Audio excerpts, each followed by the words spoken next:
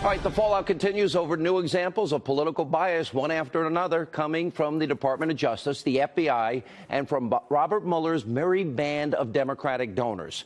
Now, Fox News has obtained some of the text messages between that FBI agent, you know, the one that's involved in everything, Peter Strzok, and his FBI lawyer girlfriend, Lisa Page. They are full of all kinds of examples of Trump bashing. We're going to show you the actual messages in detail in a minute. But first, as you can imagine, the massive conflicts of interest, the political prejudice now being exposed in America's justice system has Republican lawmakers finally waking up and demanding answers. GOP congressmen, they wasted little time today in questioning the Deputy Attorney General, the guy that appointed Mueller, Rod Rosenstein, on Capitol Hill earlier today. This is a classic, epic. Take a look. We are now beginning to better understand the magnitude of this insider bias on Mr. Mueller's team. First, we have FBI agent Peter Strzok and FBI lawyer Lisa Page exchanging communications showing extreme bias against President Trump. What happens when people who are supposed to cure the conflict of interest have even greater conflicts of interest than those they replace? That's not a rhetorical question.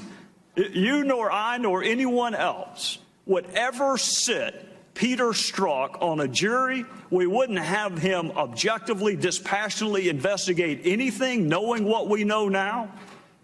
Why didn't we know it ahead of time? My question to you is, how with a straight face can you say that this group of Democrat partisans are unbiased and will give President Trump a fair shake? This is unbelievable. And I'm here to tell you, Mr. Rosenstein, I think the public trust in this whole thing is gone.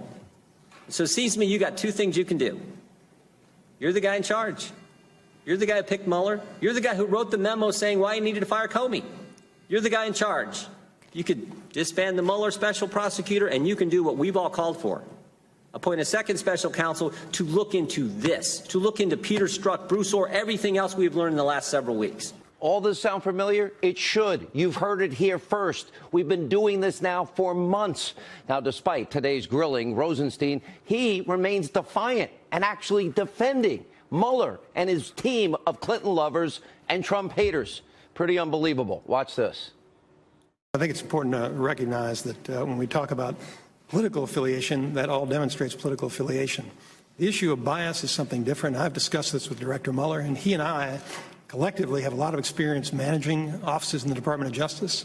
We recognize we have employees with political opinions, and it's our responsibility to make sure those opinions do not influence their actions. Pardon me. And so I believe that Director Mueller understands that, and that he is running that office appropriately, recognizing that people have political views, but ensuring that those views are not in any way a factor in how they conduct themselves. And I don't know exactly what the president meant by that, Congressman. The special counsel's investigation is not a witch hunt. There's one problem. There's only one opinion. It's pro-Hillary, anti-Trump. There's a mountain of evidence now showing this bias among Mueller's investigators, yet Rosenstein pretending like he's the only person in America that doesn't see it. See no evil, hear no evil. What's happening? This is a direct threat to the rule of law in this country. Rosenstein is aiding and abetting that threat. Now, if he had any sort of moral compass, he would shut down Mueller's corrupt witch hunt immediately. Why he doesn't see it is beyond anything I could ever think about. Now, as for Mueller's team of corrupt and biased Democratic donors, here's a quick overview of what we know about them. They have given piles of cash, over 50 grand in total, to Democrats, including Barack Obama and Hillary Clinton. By the way, only one of them donated to a Republican. None of them gave any money to Donald Trump, and that's just the start of it. One of Mueller's top investigators, Jeannie Ray, she worked closely with Eric Holder, remember him, and represented the Clinton Foundation during the 2015 racketeering case. If I wrote a novel or a movie, you wouldn't believe it. And then there's Mueller's top prosecutor. Yep, there's his guy, Andrew Weissman. He oversaw that highly controversial obstruction of justice case. Remember Arthur Anderson, the accounting firm, Enron? It destroyed the company. They were put out of business. Tens of thousands of people lost their jobs. 2005, the Supreme Court overturned Weissman's conviction 9-0. a unanimous ruling. And as part of the Enron investigation, Weissman also sent 4 Merrill Lynch executives to jail. Big problem. That conviction was also overturned by the 5th U.S. Circuit Court of Appeals.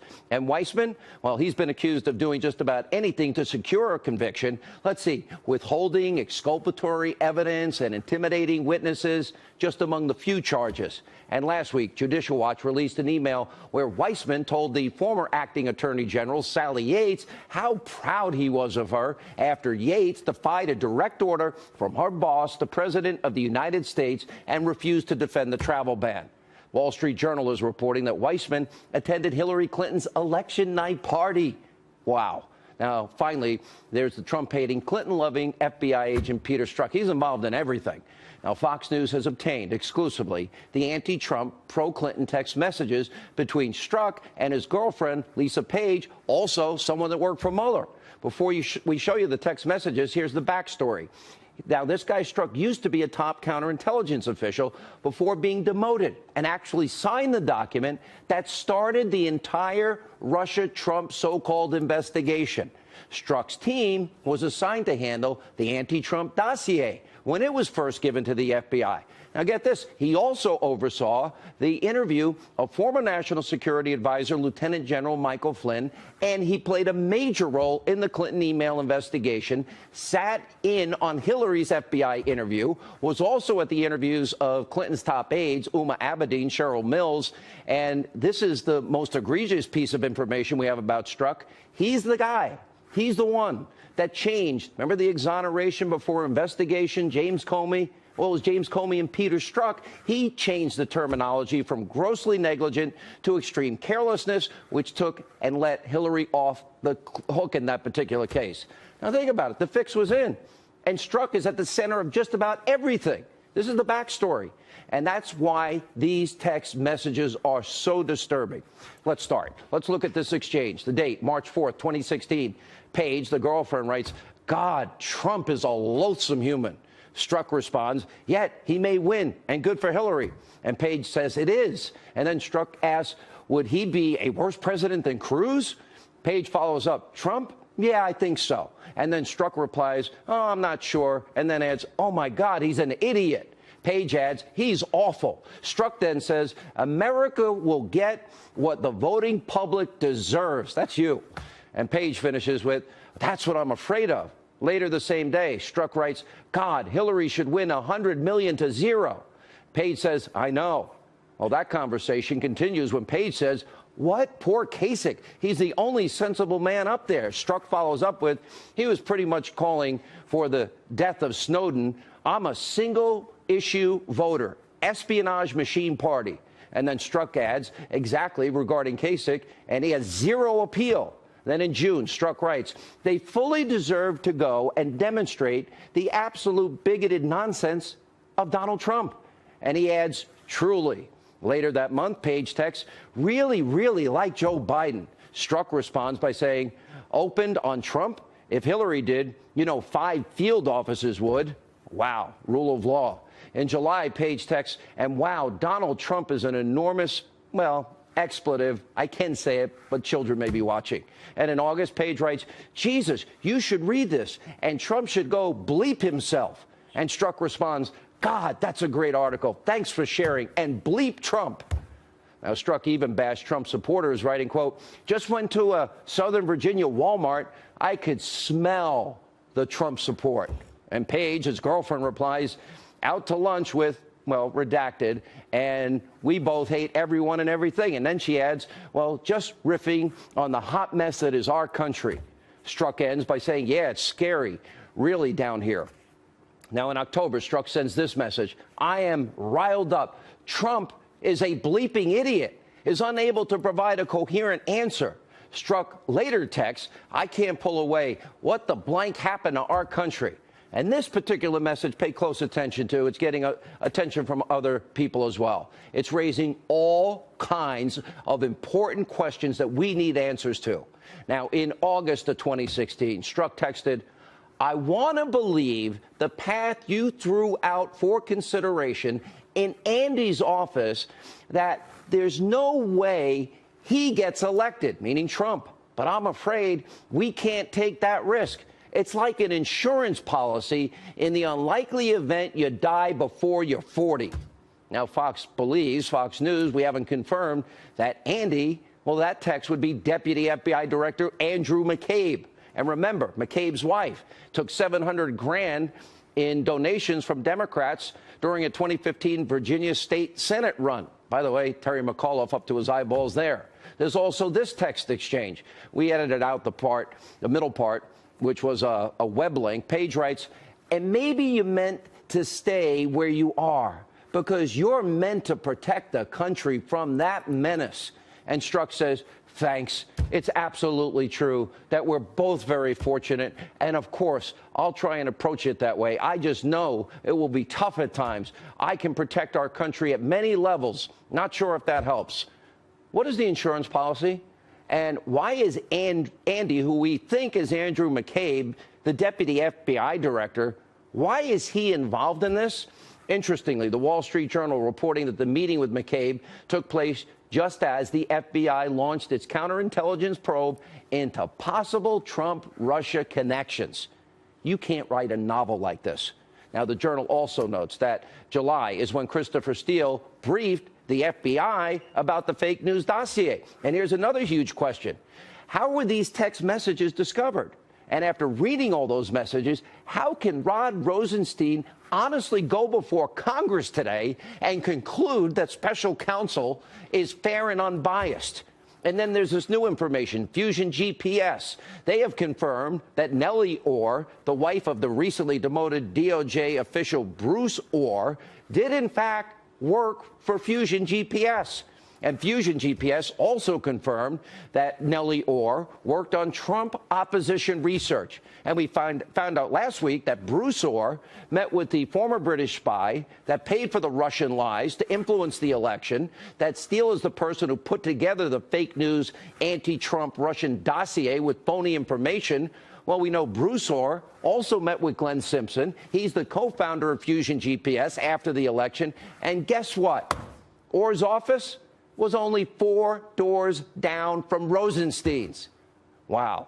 Everything that we've just explained shows that there are inexcusable conflicts of interest, that there are clear abusive biases at the DOJ and the FBI and Robert Mueller's team. Now, to be clear, this has nothing to do with rank and file, hardworking law enforcement agents. This is about the select few people at the top that think that they're above the law, that think that they know better than you. So we have to ask tonight, what in God's name is Robert Mueller doing? It's one giant, huge, massive web of corruption, and it's all aimed at taking down a duly elected president of the United States.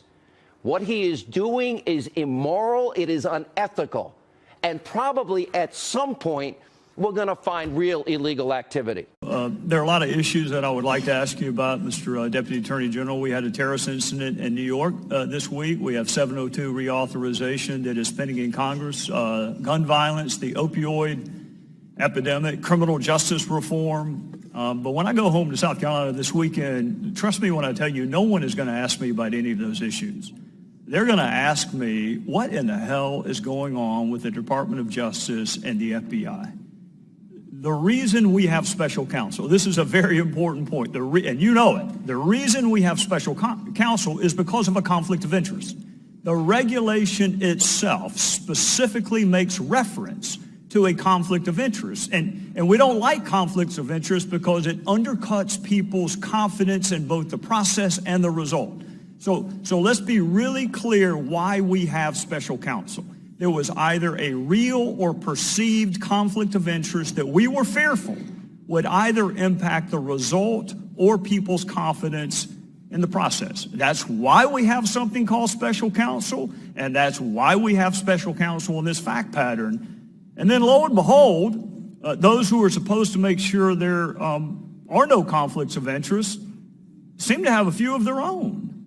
There's a senior prosecutor who sent obsequious emails to a fact witness. She can be described as nothing other than a fact witness. She's a really important fact witness if you pursue the line of inquiry that my Democrat friends want to pursue. They got off of collusion, and now they're on obstruction of justice. She may be the most important fact witness in an obstruction of justice case. And the senior prosecutor for this conflict of interest-free special counsel sent a fawning, obsequious email to a fact witness. And then we have prosecutors assigned to conduct this investigation who donated almost exclusively to one candidate over another. And then we have a prosecutor assigned to this conflict of interest-free team that attended what was supposed to be, what he'd hoped to be, a victory party for Secretary Clinton.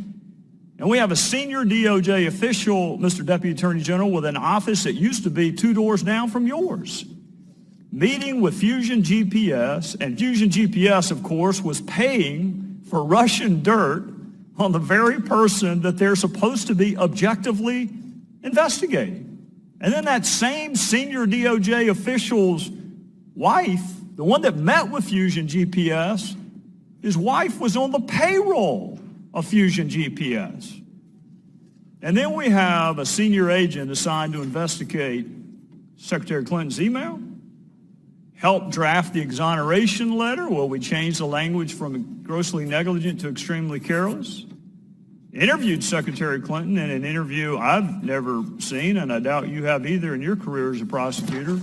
Interviewed Michael Flynn, was actively involved in the investigation into the Trump campaign before the Inspector General found his text. So this agent, in the middle of almost everything related to Secretary Clinton and President Trump, sent pro-Clinton texts, anti-Trump texts to his paramour, in response to being told maybe he is where he is to protect the country from that menace, Donald Trump. He said, I can protect our country at many levels. And then he said Hillary Clinton should win 100 million to nothing. Now think about that, Mr. Deputy Attorney General. That's a pretty overwhelming victory. 100 million to 0. And when I read that last night, what I thought was this conflict of interest-free senior agent of the FBI can't think of a single solitary American who would vote for Donald Trump. That's where the 0 comes in. Not a single solitary American he can imagine would vote for Donald Trump. This is the conflict of interest-free special agent assigned. And then he went on, if that weren't enough, to belittle Trump supporters by saying he could smell them at a Walmart in Virginia. This is the person we needed to avoid a conflict of interest. And then he said this, they fully deserve to go and demonstrate the absolute bigoted nonsense of Trump. But he wasn't content to just disparage Donald Trump. He had to disparage Donald Trump's family. This is what he said, Mr. Deputy Attorney General. He said the douchebags are about to come out. He's talking about our First Lady and children. This conflict of interest-free special agent of the FBI. This is who we were told we needed to have an objective, impartial, fair, conflict of interest-free investigation. So he's openly pulling for the candidate he had a role in clearing, and he's openly investigating a candidate that he has bias against. And then if that's not enough, he says Trump is an effing idiot. What the F just happened to our country? This is the same man that said he would save our country. What happens when people who are supposed to cure the conflict of interest have even greater conflicts of interest than those they replace? Well, that's not a rhetorical question. You nor I nor anyone else would ever sit Peter Strzok on a jury. We wouldn't have him objectively, dispassionately investigate anything knowing what we know now. Why didn't we know it ahead of time? And my last question, my final question to you, and I appreciate the chairman's patience, how would you help me answer that question when I go back to South Carolina this weekend? Congressman, first of all, with regard to the special counsel, Mr. Strzok was already working on the investigation when the special counsel was appointed. The appointment that I made was of Robert Mueller. So what I'd recommend that you tell your constituents is that Robert Mueller and Rod Rosenstein and Chris Wray are accountable, and that we will ensure that no bias is reflected in any of the actions taken by the special counsel or in any matter within the jurisdiction of the Department of Justice. When we have evidence of any inappropriate conduct, we're going to take action on it. And that's what Mr. Mueller did here. As soon as he learned about this issue, he took action. And that's what I anticipate that the rest of our prosecutors, our new group of U.S. attorneys, our Justice Department appointees, they understand the rules and they understand the responsibility to defend the integrity of the department. And if they find evidence of improper conduct, they're going to take action. So, Congressman, that's the best assurance I can give you. But actually, there's one other point, which is you should tell your constituents that we exposed this issue because we're ensuring that the Inspector General conducts a thorough and effective investigation. And if there is any evidence of impropriety, he's going to surface it and report about it publicly. I'll try.